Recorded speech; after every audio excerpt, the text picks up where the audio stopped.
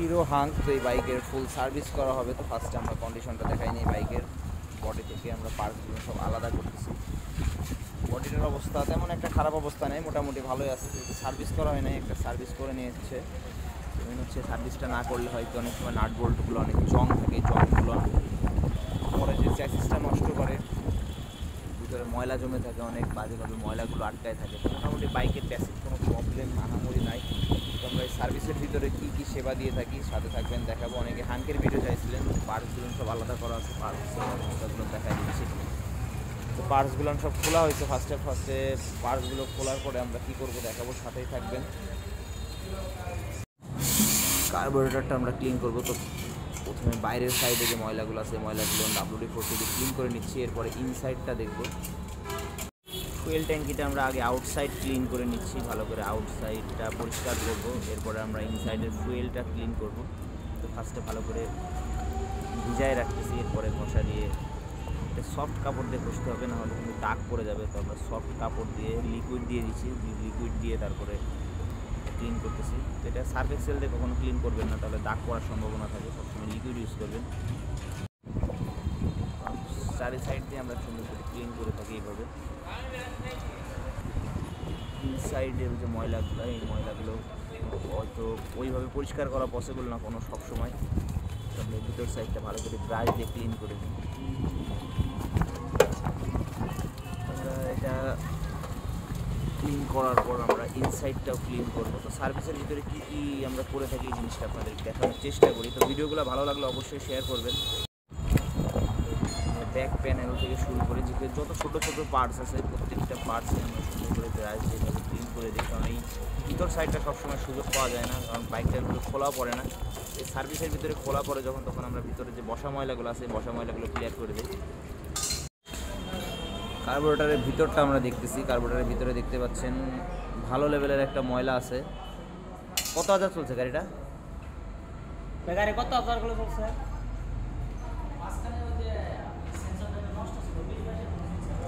গাড়ি বেশি পুরোনো না। কার্বোরেটর পরিষ্কার করা হয় না ভাই কোনো?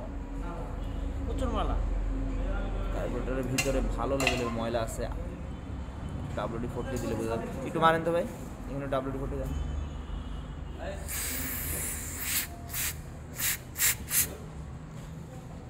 ভালোই ময়লা আছে। সচরাচর হাঙ্ক বাইকগুলোর মাইলেজটা ভালোই পাওয়া যায়। তারপরেও এই ময়লাগুলো জমতে জমতে হয় কি দীর্ঘ হয়ে গেলে মাইলেজটা ড্রপ করে, কার্বোরেটরটা বাতিল হয়ে যায়।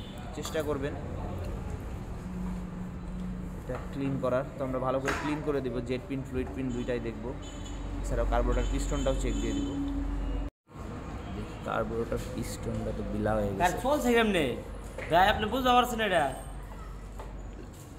কি সমস্যা? ভ্যাকুয়ামটা এই ইটা একদম পুরো কার্বোরেটরটা চেঞ্জ করে নিলাম। সবচেয়ে ভালো, এটার অবস্থা তো খারাপ। গাড়ি যে পণ্যা বাগে না কি হয় সমস্যা। পিস্টনটা খেয়ে গেছে, কার্বোরেটর পিস্টনটা প্রবলেম হয়ে গেছে। আর এই রাবারটা পুরোটাই হার্ড হয়ে গেছে, একদম বাজেভাবে হার্ড হয়ে গেছে। আর এই পিস্টনটার জন্য অনেক সময় হবে কি রানিংয়ে গাড়ি টানটা, সঠিক টানটা পাবেন না। অনেক সময় দেখা যাচ্ছে 70-80 উপরের স্পিড পাবেন না। এই পিস্টনটা খেয়ে গেলে প্রবলেমটা হয়। বডিটা দেখি দাদা, বডি ধরছে নাকি? বডি হালকা ধরছে, বডিতেও হালকা দাগ আসছে। তো এই কার্বোরেটর পিস্টনটা পাওয়া যায় হাঙ্কের, হর্নেটের এটা পাওয়া যায়, কিন্তু সব বাইকের পাওয়া যায় না। একটা হাঙ্কের পুরা ইসের কার্বোরেটরের দাম অনেক। তো আমরা পিস্টনটা দেখবো, ভাইয়ের সাথে কথা বলে যদি চেঞ্জ করে তো চেঞ্জ করে দেবো, না হলে এটা আবার ইনস্টল করে দেবো। এই ইসের ভিতরে আপনারা মাস্টার সার্ভিসের ভিতরে, যে বাইকের মাস্টার সার্ভিস চলতেছে এর ভিতরে কার্বোরেটর ক্লিনিংটা পাবেন। আর যারা কার্বোরেটর ক্লিন করার না একটু সাবধানে থাকেন। এটা মাত্র 22,000 কিলোমিটার চলছে। পিস্টনের অবস্থা দেখেন, পুরোটা শক্ত হয়ে গেছে আর এখানে নিকেল বের হয়ে গেছে। তো কার্বোরেটরটা চেষ্টা করবেন বাইকে যদি কখনো দম মারে কিংবা টপ স্পিডে প্রবলেম করে অথবা গাড়িটা জ্যাম হয়ে যায়, সেই ক্ষেত্রে কার্বোরেটরটা চেক দিবেন। আমরা ক্লিন করে দিচ্ছি।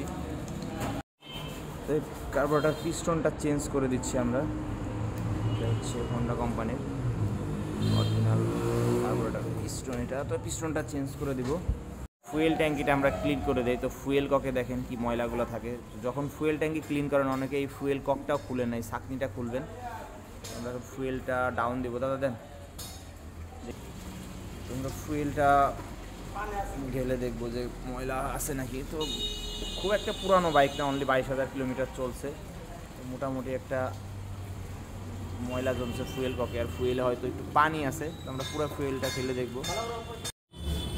তো ভালোই ময়লা এবং ছোট ছোট জংয়ের দানা তৈরি হয়েছে, এগুলো আস্তে আস্তে বড় বড় জংয়ে পরিণত হয়। তো এটা চেকিংয়ে না রাখলে হয় কি ফুয়েল ট্যাঙ্কটা একটা সময় যে বাতিল হয়ে যায়। ছোট অবস্থায় আমরা ক্লিন করে দিলাম, মোটামুটি পানি আছে এবং ছোট ছোট দানার কিছু জং আছে। তো এই সার্ভিসের ভিতরে আপনারা ফুয়েল ট্যাঙ্কিটা ক্লিনিং পাবেন। আর চেষ্টা করবেন মাঝে মধ্যে ফুয়েল ট্যাঙ্কিটা ক্লিন করার, কারণ এই জিনিসগুলো যদি আরও 22,000 এই অবস্থা, 40,000 হইলে আরও বাজে অবস্থায় যাইতো। ফুল বাইকটা আমরা 3টা স্তরের ওয়াশ মারি, প্রথমে পানি দিয়ে ওয়াশ করে নিই, এরপরে আমরা প্রত্যেকটা জায়গায় ভালো করে যে বসা ময়লাগুলো থাকে বসা ময়লাগুলো সুন্দর করে ক্লিন করার চেষ্টা করি। এই ওয়াশটা সার্ভিস ছাড়া, মাস্টার সার্ভিস ছাড়া কিন্তু সবসময় সম্ভব না, কারণ এইভাবে বাইক খোলা হয় না। এই প্রত্যেকটা জ্যাকগুলো আমরা সিল করে নিই, টেপিং করে নিই, যাতে ময়লা যাতে পানি যাতে না ঢুকতে পারে ইঞ্জিনের ভিতর সাইডে, যেখানে যেখানে ময়লা হাত যাওয়া সম্ভব। তো প্রত্যেকটা জায়গা আমরা এভাবে ক্লিন করি। তো প্রত্যেকটা বাইকেই কিন্তু সার্ভিসের সময় আমরা এইভাবে ক্লিন করি। অনেকেই মনে করেন হয়তো যেটাই ভিডিও করি সেটাই হয়তো এইভাবে কাজ করি। তো বাইকের কাজ মিলাই নেবেন, ওনাদের আমরা যে ভিডিওগুলো করে দিই সেম কাজই পাবেন। অনেক ভিডিওই আছে ওয়াশের, আর বেশি বড় করতেছি না ভিডিওটা। তো চেন কভার থেকে শুরু করে যেখানে যত পার্টস আছে প্রত্যেকটা পার্ট ঠিক এইভাবে ওয়াশ করে দিব। এরপরে কী কী কাজ পাবেন সাথে থাকবেন।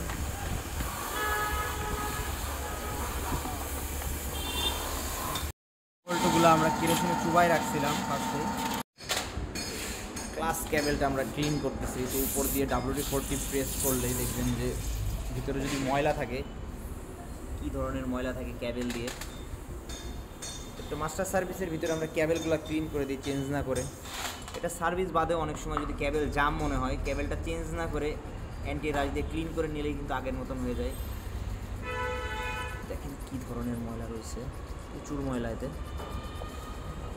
উপর দিয়ে ফার্স্টে আমরা WD-40 প্রেস করে নিব। WD-40 দিয়ে অনেকক্ষণ প্রেস করার পরে যত ময়লা থাকে ময়লাগুলো বের হয়ে যাবে, গাছগুলো বের হয়ে যাবে। নাটের মাথায় পেঁচা ভালো করে প্রত্যেকটা ছোটো ছোটো যে নাট বোল্টগুলো আছে নাট বোল্টগুলো গ্রিস করে দিবেন। গ্রিস করে দিলে হবে কি পরবর্তীতে যে কেউ এই নাট খুলতে গেলে তার জন্য অনেকটা সহজ হবে এবং হার্ড হয়ে যাবে না নাটগুলা। প্রত্যেকটা নাট বোল্ট আমরা এভাবে গ্রিস করে করে ইনস্টল করে দিই। ছোটো ছোটো কাজের সময় লাগে, অনেকে হয়তো বুঝতে পারে না যে 7-8 ঘন্টা সময় কেন লাগে। তো ময়লা ক্লিন করার পর নতুন ইঞ্জিন অয়েল দিবেন, কখনো পুরানো ইঞ্জিন অয়েল দিবেন না, একটু নতুন ইঞ্জিন অয়েল দিয়ে দিবেন। এটা নতুন ইঞ্জিন অয়েল দিয়ে দিলে ফ্রি হয়ে যাবে। অ্যান্টি রাশ দিয়ে ক্লিন করার পর জিনিসটা কিন্তু একটু হলেও হার্ড হয়। এটা এখানে আমরা নতুন ইঞ্জিন অয়েল দিয়ে দিচ্ছি, দিয়ে ইনস্টল করে দেবো। তো ক্লাস ক্যাবেল এক্সেলেটর ক্যাবেল দুইটা এই সার্ভিসের ভিতরে আপনারা পাবেন, ওয়াশ পাবেন। গ্রিপ সাইডটা এবং চাপা দুইটাই আমরা ক্লিন করে দিব। গ্রিপের ভিতরেও অনেক ময়লা জমে। তো এক্সেলেটর ক্যাবেল ক্লাস ক্যাবেল এই গ্রিপ সাইডটা চেষ্টা করবেন মাঝে মাঝে পরিষ্কার করতে, 10-15 হাজার পর পর অথবা 2-1 মাস পর পর। এখানে গাছ জমে আস্তে আস্তে কী হয় জঙের সৃষ্টি হয়, চাপাটাও অনেক সময় নষ্ট হয়ে যায় এই ময়লার জন্য। তো আমরা এটা ক্লিন করে দেবো। চাপাটার ভিতরে আমরা WD-40 দিয়ে ক্লিন করে দিচ্ছি। চাপার ভিতরে অনেক ময়লা আছে, এই ময়লাগুলো ক্লিন করে দিলে মেন হচ্ছে গ্রিপ সাইডটা আমরা দেখে দিই। আমরা ফ্রন্টের স্টিকটা গ্রিজিং করে দিই এবং সামনের চাকাটা ভালো করে ক্লিন করে দিই। ময়লাগুলো আছে ময়লাগুলো বের করে দিই। ক্যালিপার রবারটা এই ফুলে গেলে মেন হচ্ছে ব্রেকটা প্রেস করে রাবারটা, এই রাবারটা চেঞ্জ করে দেবো আমরা। রাবারটা হচ্ছে থাকে এতটুকু আর ফুলে হয়ে গেছে কত বড়। তো আমরা ফ্রন্টের ক্যালিপার এবং রেয়ার ক্যালিপার দুইটাই ক্লিন করে দিই। ক্লিন করে আবার ইনস্টল করে দেবো, ভালো করে পরিষ্কার করে নেবেন এবং গ্রিজিং করে দেবেন। তো আমরা ক্লিন করার পর ক্যালিপারে গ্রিজ করে দেবো। ব্রেক প্যাডটা ভালো আছে, অনেকটাই ভালো আছে। তো আমরা জাস্ট ঘষে এটা ইনস্টল করে দিচ্ছি, একটু আসছে।